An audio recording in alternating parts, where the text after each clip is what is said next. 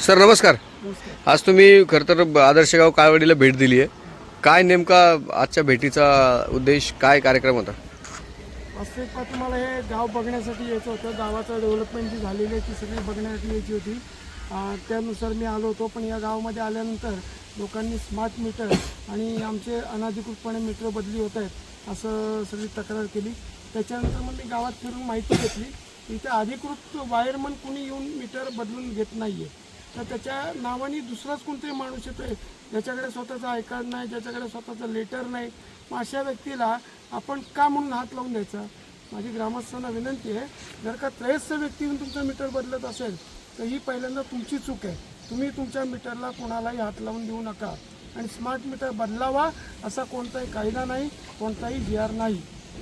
मात्र सर, जे smart meter बदलायला येतात त्यातली काही मंडळी असं म्हणतात की तुम्हाला स्मार्ट मीटर बदलायचं नाही, असा कायदा नाही. असं जे आम्ही जेव्हा त्यांना सांगतो त्यावेळी ते म्हणतात बदलायचं नाही, असा पण काही GR तुमच्याकडे असेल तर दाखवा, असं प्रतिउत्तर करतात ते आम्हाला. मुळात मीटर ही माझी स्थानिक प्रॉपर्टी आहे, वैयक्तिक प्रॉपर्टी आहे. माझ्या मीटरला त्यांनी हात लावायचा का नाही हे मी ठरवणार.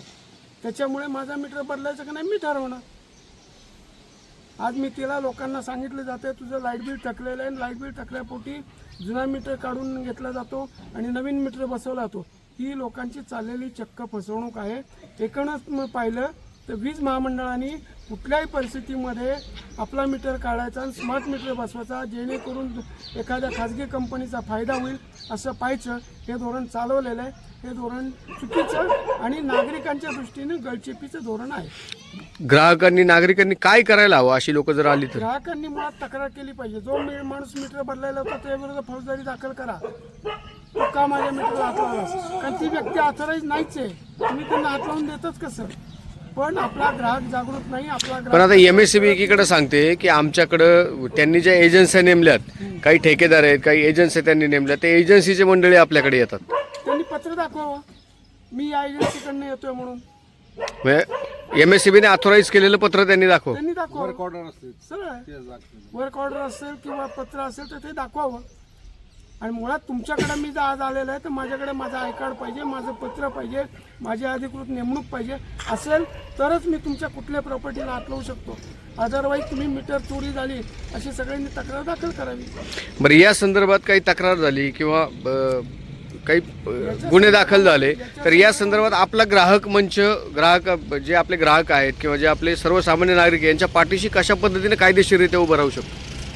याच्यामध्ये जागृत ग्राहक राजा संघटना सगळ्या लोकांच्या पाठीशी कायदेशीररित्या उभी राहील. लोकांनी CGRFमध्ये आपला प्रश्न दाखल करावा. CGRF हे MSCBचे कोर्ट आहे, तिथे प्रश्न दाखल करावा.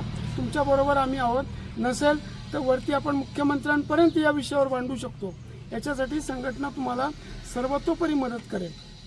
धन्यवाद. धन्यवाद.